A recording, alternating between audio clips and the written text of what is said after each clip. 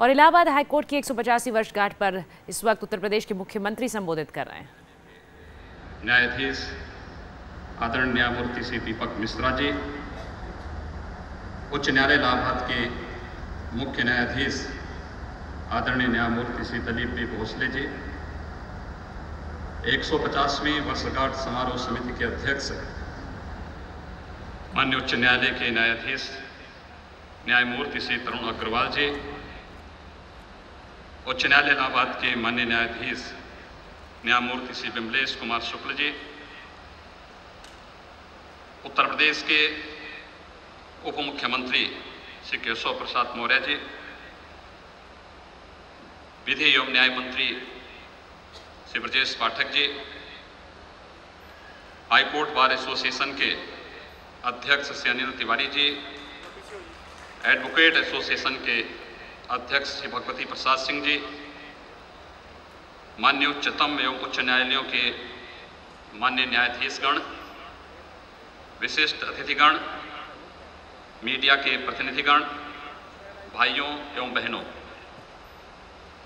मेरे लिए यह सौभाग्य और हर्ष का विषय है कि आज मुझे अत्यंत गौरवशाली इतिहास के निर्माता माननीय उच्च न्यायालय इलाहाबाद की 150वीं वर्षगांठ के समापन समारोह में शामिल होने का अवसर प्राप्त हुआ है।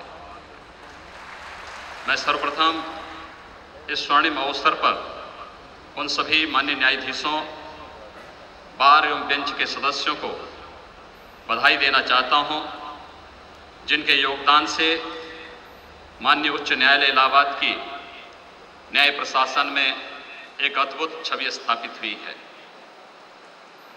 जैसा कि आप सब जानते हैं कि प्रजातंत्र की सफलता स्वतंत्र एवं सुदृढ़ न्यायपालिका पर निर्भर करती है। रूल ऑफ लॉ किसी भी सभ्य समाज की आत्मा और काम करने की एक तंत्र होता है। कानून का स्थान शासक से भी ऊपर होता है। कोई भी राजा कानून के अधीन ही कार्य कर सकता है, इसलिए कानून शासकों का भी शासक होता है और कानून से बड़ा कोई नहीं होता। कानून के चलते सुशासन, सबका विकास और शिकायतों का निवारण हो पाता है। न्यायपालिका की समाज में अद्वितीय भूमिका होती है। न्याय प्रदान करना उच्चतम धर्म माना गया है। सभी विधि विशेषज्ञों ने माननीय न्यायाधीशों को स्वतंत्र एवं निर्भीक होने की परंपरा को सदैव महत्व दिया है।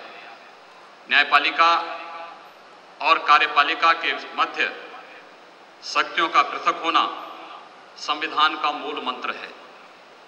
वादियों को निष्पक्ष न्याय प्रदान करने की सुविधा प्रदान करना सरकार का महत्वपूर्ण कर्तव्य है। यह स्थापित तथ्य है कि वर्तमान न्यायिक व्यवस्था के आधारभूत सिद्धांत प्राचीन न्यायिक व्यवस्था में कहीं न कहीं उपलब्ध हैं।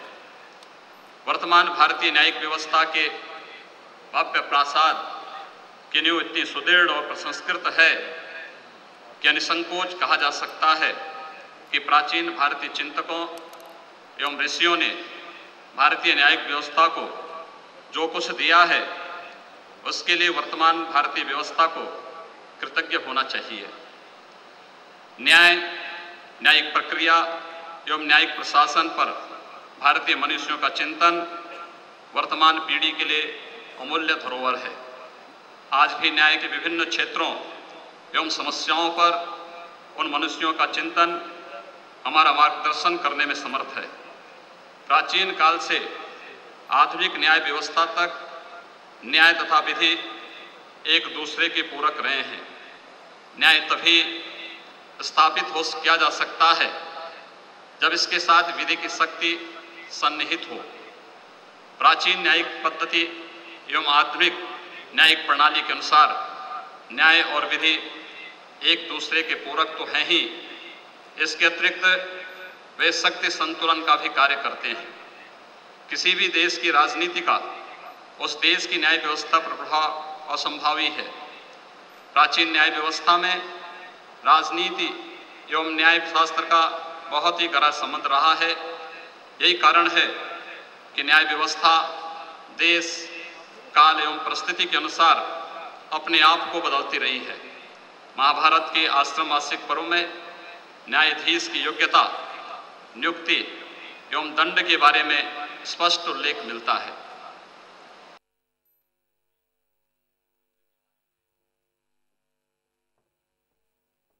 इलाहाबाद हाईकोर्ट के कारण माननीय उच्च न्यायालय इलाहाबाद का सदैव मान वर्धन किया है। जब कभी लोकतंत्र पर संकट आया, माननीय उच्च न्यायालय इलाहाबाद ने न्याय के सर्वोच्च मानदंडों को स्थापित रखा। यह गर्व का विषय है कि विद्वान न्यायाधीशगण ने बिना किसी भय, लालच एवं दबाव के ऐसे निर्णय दिए जो न्यायिक इतिहास में स्वर्ण अक्षरों में लिखे जाएंगे। राज्य सत्ता को न्याय की परिधि में जाने का ऐसा उदाहरण विरलतम ही मिलता है कि जब राज्य सत्ता की सर्वोच्च शिखर को न्यायालय में उपस्थित होकर अपना पक्ष रखना पड़ा हो। माननीय उच्च न्यायालय इलाहाबाद देश का सबसे बड़ा उच्च न्यायालय है, जो कुल संख्या का 6ठे भाग को सेवा प्रदान करता है। स्थापना के समय 6 न्यायमूर्तियों से अब न्यायमूर्तियों की संख्या बढ़कर 160 हो गई है। देश में लंबित कुल 3 करोड़ प्रकरणों में से 24 उच्च न्यायालयों में कुल 40,11,000 प्रकरण लंबित हैं, जिसमें माननीय उच्च न्यायालय इलाहाबाद में लगभग 9.25 लाख प्रकरण हैं। उत्तर प्रदेश के जिला न्यायालयों में 60 लाख से अधिक मामले लंबित हैं। इनमें से 3.25 लाख प्रकरण 10 लाख से अधिक लंबित हैं। मुझे यह जानकर अत्यंत प्रसन्नता है कि अब न्यायपालिका ने स्वयं अभियान चलाकर इस पेंडेंसी को समाप्त करने का निर्णय लिया है। माननीय उच्च न्यायालय इलाहाबाद एवं उसकी लखनऊ खंडपीठ में पूरे राज्य को शामिल किया गया है। उत्तर प्रदेश एक बहुत बड़ा और विशाल आबादी वाला राज्य है।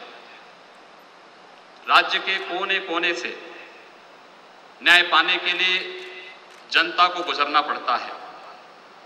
मैं इस संबंध में उत्तर प्रदेश के अंदर सभी मुख्य जो स्टेक होल्डर्स हैं, इनसे वार्ता करके और उत्तर प्रदेश के मुख्य न्यायाधीश के सामने एक प्रस्ताव अवश्य रखना चाहूँगा, जिससे हम उत्तर प्रदेश के दूर दराज के क्षेत्रों में भी उन लोगों को अधिक यात्रा के इस भार से मुक्त होने में मदद मिलेगी। हाल ही में आदरणीय कानून मंत्री द्वारा घोषित गवर्नमेंट लिटिगेशन के बारे में उनके जो प्रयास हैं, राज्य सरकार पूरी तरह उनके साथ में है। इसी प्रकार जेलों में विचाराधीन कैदियों की संख्या में कमी के लिए भी उत्तर प्रदेश सरकार प्राथमिकता के साथ कार्य करेगी। सरकार से जनता की अपेक्षा है कि उसे सस्ता एवं त्वरित न्याय मिले। इसके लिए कानूनी सहायता के प्रयासों में भी राज्य सरकार की भागीदारी रहेगी। न्यायपालिका में इंफ्रास्ट्रक्चर डेवलपमेंट एवं न्यायालयों में भारत सरकार की केंद्रीय सहायता से क्रियान्वित एक कोर्ट प्रोजेक्ट से टेक्नोलॉजी के बढ़ते उपयोग से गरीबों एवं अंतिम व्यक्ति को सुविधा मिले, इसका ध्यान रखना आवश्यक है। न्याय प्रशासन में कोर्ट स्टाफ का बहुत महत्व है। मैं इस अवसर पर उनके योगदान की भी प्रशंसा करना चाहूँगा, जो पर्दे के पीछे पूरी प्रक्रिया में अनवरत लगे रहते हैं। इस स्टाफ को सुविधा देना, प्रशिक्षण देना और टेक्नोलॉजी के अधिकाधिक उपयोग में उन्हें सक्षम बनाना आवश्यक होगा। माननीय प्रधानमंत्री जी ने 23 अप्रैल 2015 को समस्त राज्यों के मुख्यमंत्रियों को 14वें वित्त आयोग के अंतर्गत न्यायिक व्यवस्था सुदृढ़ करने के लिए अनुशंसित 9,748 करोड़ रुपए अतिरिक्त राजकोषीय स्पेस से उपलब्ध कराने के लिए निर्देशित किया है। इस राशि में से 915 करोड़ रुपए उत्तर प्रदेश के लिए इंगित हैं, जिसमें 488 करोड़ रुपए केवल फास्ट ट्रैक कोर्ट जो जघन्य अपराध वरिष्ठ नागरिक, महिला, बच्चों एवं दिव्यांगों के लिए रखा गया है, इस संबंध में भी माननीय उच्च न्यायालय से विचार विमर्श के पश्चात हम लोग इसको क्रियान्वित करेंगे। माननीय उच्च न्यायालय इलाहाबाद के प्रथम मुख्य न्यायाधीश श्री वाल्टर मॉर्गन से लेकर वर्तमान मुख्य न्यायाधीश न्यायमूर्ति श्री दिलीप बी भोसले तक बहने वाली न्याय की धारा अक्षुण्य बनी रहे, ईश्वर से मेरी यही प्रार्थना है। न्याय का कार्य अत्यंत दुरूह है, विशेष रूप से जब गरीबों, वंचितों और महिलाओं का प्रकरण हो, तब अवश्य शीघ्रता एवं तत्परता की आवश्यकता पड़ती है। विद्वान न्यायमूर्ति अपनी कुशाग्र बुद्धि और विलक्षण प्रतिभा का उपयोग करते हुए न्यायालयों में लंबित वादों को निस्तारित करके पर्वत जैसी समस्या से पार पा सकेंगे, ऐसा मेरा विश्वास है। अपनी बात को समाप्त करने से पहले मैं भारत के यशस्वी प्रधानमंत्री आदरणीय श्री नरेंद्र मोदी जी के प्रति आभार व्यक्त करना चाहूँगा, जो न्याय व्यवस्था में आधारभूत परिवर्तन करने के लिए प्रयत्नशील हैं। मैं माननीय उच्च न्यायालय इलाहाबाद के मुख्य न्यायाधीश न्यायमूर्ति श्री दिलीप बी भोसले एवं अन्य मान्य न्यायमूर्तिगण के प्रति कृतज्ञता ज्ञापित करना चाहूँगा, जिन्होंने मुझे इस विद्वत सभा में आने का अवसर प्रदान किया। धन्यवाद। जय हिंद। धन्यवाद श्रीमान। इस वक्त की बड़ी खबर आपको बता दें, इलाहाबाद हाई कोर्ट के कार्यक्रम में सीएम योगी आदित्यनाथ ने बड़ा बयान दिया है। सीएम योगी आदित्यनाथ ने कहा कि प्रजातंत्र की सफलता न्यायपालिका पर निर्भर करती है और कानून से ही समाज चलता है। सीएम योगी ने कानून का स्थान शासकों से ऊपर बताया।